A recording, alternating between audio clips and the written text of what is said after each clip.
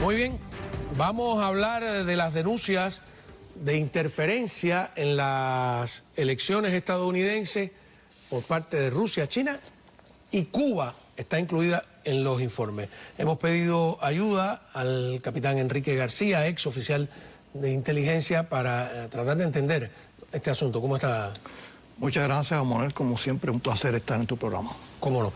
A ver, hay un titular sobre este tema de la interferencia de la agencia Associated Press que dice que los adversarios de Cuba, sobre todo en las carreras congresionales, pues han sido blanco de desinformación, de, podríamos decir, medidas activas, operaciones del régimen castrista para tratar de perjudicarles. ¿Leíste el informe? Sí, cómo no. Cuéntame un poco, ¿qué dice el informe? Bueno, se refiere a, el análisis es sobre, se evalúa lo que se pasó a la prensa, plantea los diferentes niveles de actividad que se ha detectado por parte de varios países, en este caso China, Rusia, Irán y Cuba, interviniendo en las futuras elecciones, las elecciones norteamericanas. Y parece que se da información sobre diferentes periodos en las elecciones pasadas y en las elecciones actuales. Y no solo las elecciones federales, sino las elecciones locales en diferentes estados del país. Incluso lo explica que se diferencian los intereses de Irán a los intereses de China o a los intereses de Rusia. Pero yo quería señalar una cosa, hablando del tema cubano, porque el tema cubano siempre ha sido menospreciado, desgraciadamente, en muchas oportunidades por el propio gobierno de los Estados Unidos, y no diría por la comunidad de inteligencia en su conjunto, ¿no?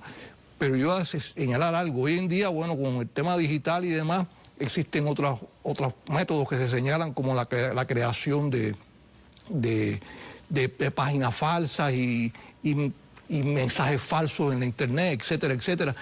Pero Cuba históricamente siempre fue mi experiencia en la inteligencia cubana, por lo que supe del trabajo contra Estados Unidos, como en otros países, Cuba nunca ha dejado de intervenir en las elecciones de Estados Unidos, tanto a nivel federal como a nivel local, estatal e incluso condal.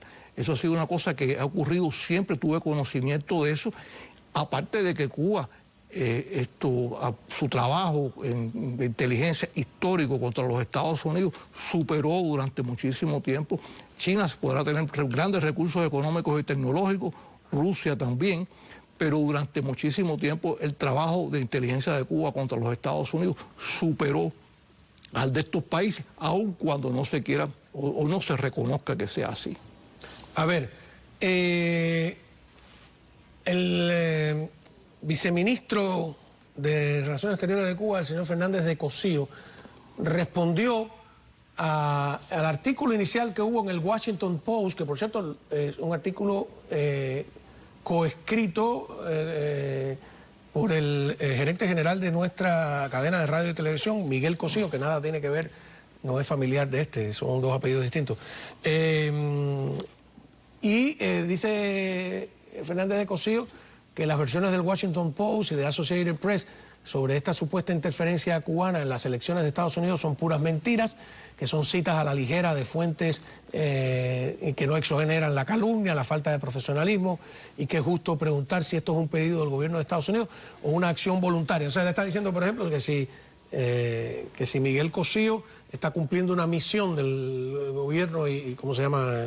Porque el coautor del artículo es un ex agente, ¿no? Y es un planteo ridículo de parte de ellos. O sea, aquí, y no ahora, lo que pasa es que si revisamos la historia reciente y lejana, hemos visto cómo Cuba, por ejemplo, desarrolló un intenso trabajo, los servicios cubanos, contra las oficinas de los congresistas cubanos en los diferentes, o sea, específicamente aquí en la Florida, contra los municipios, o sea, los condados donde participaban en la política local. Cuba se introducía, influenciaba en su trabajo en los medios, cómo jugaba a favor, y a nivel federal, cómo Cuba ha jugado siempre a buscar, a apoyar la victoria de aquellos congresistas que apoyan la apertura con Cuba, los abrazos con Cuba, una buena relación con la dictadura, etcétera, etcétera. Entonces, Cuba sí, y yo quería señalar algo. Hay ejemplos tan históricos, incluso desde antes que yo entrara a la inteligencia, que tuve referencia, y que eso es tema para otra ocasión tal vez, pero bueno, hasta en la misma elección que produjo el escándalo Watergate en los años 70, hasta donde yo, aunque nunca esto se ha planteado detalladamente en público, yo te puedo afirmar que la mano de Cuba estuvo en esas elecciones y que independientemente de las cosas incorrectas que se hicieron durante el trabajo que se hizo sucio contra la sede del Partido Demócrata, sí la sospecha de penetración comunista, en este caso, no solo era soviética, era cubana, dentro de la campaña demócrata, eran correctas, eran adecuadas.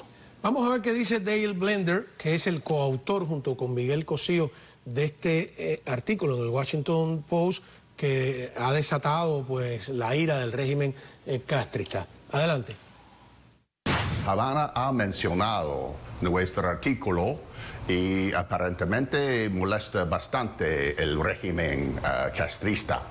Tenemos que tomar en cuenta y recordar que Cuba comunista es la punta de lanza en nuestro hemisferio aquí y apoya mucho a nuestros enemigos, principalmente China y Rusia. Y Rusia, sobre todo, después de la invasión a Ucrania en 2022. Me ratificar el Washington Times, el periódico, no el Post. Tú fuiste oficial de inteligencia de la línea política. Uno siempre piensa que un servicio de inteligencia quiere extraer secretos, reclutar personas, pero por el comentario que acabas de hacer, entiendo que un servicio de inteligencia también se dedica a tratar de influir en la política de otro país, incluso internamente en las elecciones, en los candidatos, sembrar candidatos, ¿puede hacer todo eso? En la inteligencia que yo estudié, o sea, se hace inteligencia, ¿para qué se penetra? ¿Para qué se obtiene inteligencia política? ¿Para qué se obtiene información secreta? ¿Para qué se hace todo eso? Para influenciar los acontecimientos. Ese es el objetivo de los servicios de inteligencia, por lo menos en la inteligencia que me formaron a mí, los soviéticos, en mis academias en la KGB, así era como se hacía el trabajo, era como lo hacían ellos, era el trabajo, se obtiene información para influir en los acontecimientos. Entonces, lógicamente, a Cuba le interesa que determinadas figuras afines a los intereses de la dictadura cubana en este país ocupen posiciones gubernamentales en todos los niveles. Entonces, lógicamente, Cuba siempre, eso ha sido, desde que llegó la dictadura cubana al poder en el año 59 en adelante, no solo en Estados Unidos, sino en el resto del mundo. Yo lo viví directamente en América Latina, en Estados Unidos lo conocí por mis colegas que trabajaban en Estados Unidos. Cuba siempre ha intervenido en las elecciones en Estados Unidos y en todos los países que ha podido, que han sido muchos países de la región y del mundo. Eso es un hecho. Qué bien.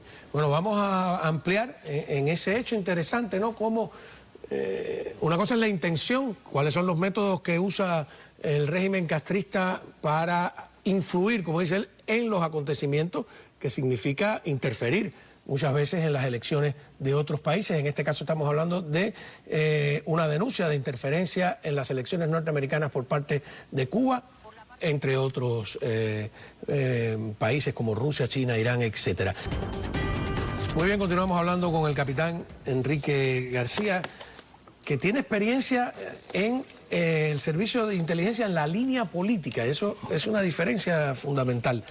Y hablábamos de cómo los servicios de inteligencia, no solo de Cuba, sino de otros países, lo que pasa es que Cuba es muy agresivo, tratan de influir en los acontecimientos. Me dice que incluso esa es la meta fundamental. Exactamente, o sea, se obtiene inteligencia para eso, para poder cambiar los acontecimientos en favor de los intereses, en este caso, de regímenes como el de Cuba, o de Irán, o de Rusia, o de China. Ajá.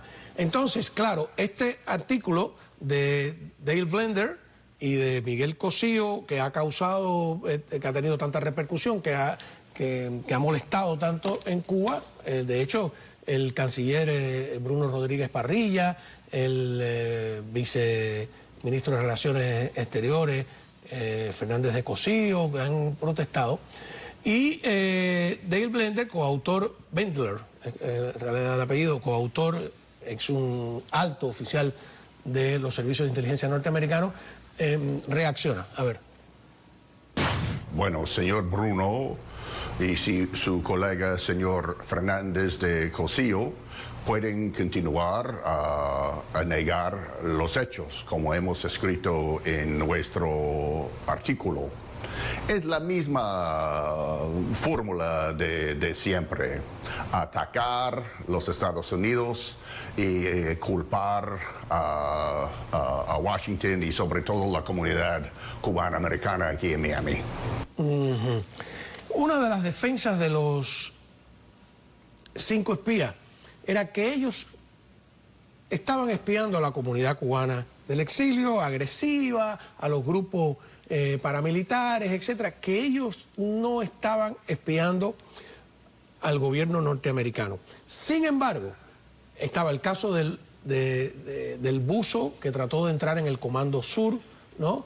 Que buceó aquí en la planta de Turkey Point. Había múltiples evidencias de que ellos querían obtener información militar, información oficial. Tenemos el caso de Mariano Fajet, que estaba en una institución del gobierno que es inmigración, etcétera.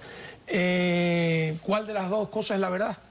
No, o sea, además de las tareas, o sea, que podían tener asignados algunos miembros de la red en relación a la penetración ya dentro de los diferentes grupos o organizaciones del exilio cubano, que esa es una otra línea de la inteligencia que se dedica a eso y son intereses informativos de esa línea, no era la tarea principal. O sea, cuando tú analizas todo el trabajo de la Red Avispa, te das cuenta que las prioridades de ellos estaban dirigidos a la penetración en instituciones militares de los Estados Unidos, del gobierno de los Estados Unidos, y en el juicio se pudo establecer eso. O sea, la defensa trató de distorsionar, pero cuando tú haces una revisión, incluso hay uno de los principales testigos del juicio, es un oficial de aquella época todavía no retirado o acabado de retirar del FBI, Stu Hoyt. Él señaló en el juicio y explicó cómo se realizaba el trabajo de la inteligencia cubana en contra de los intereses y de la seguridad nacional de los Estados Unidos en todo el territorio y contra el gobierno federal. O sea, había un modus operandi que ellos no podían proyectarlo solo aquí en Miami, sino se realizaba a nivel nacional contra el gobierno de los Estados Unidos. Ahora, a mí a veces, siguiendo las noticias de Cuba durante ya tantos años, yo creo que la vida entera, yo veo argumentos que usa el régimen castrista o que usan los servicios de desinformación y los servicios de inteligencia castristas, que después los veo en boca de funcionarios norteamericanos y siempre me parece extraño. Por ejemplo, el gobierno cubano lleva muchos años con la teoría de que aquí salen electos congresistas que apoyan el embargo y apoyan una mano dura hacia el régimen castrista porque la prensa, y le ponen el acento a la radio de Miami, crea un ambiente propicio para que esas personas salgan electas y por lo tanto ellos han varias veces realizado, pues yo diría que operativos de alguna manera, algunos bastante obvios, contra la prensa. Entonces yo me pregunto, es obvio que la prensa de Miami es un objetivo de la inteligencia castrista, pero ¿llegarían al punto de enviar falsos periodistas que se hagan pasar aquí por anticastristas y que funcionen dentro de la prensa de Miami a favor de ellos?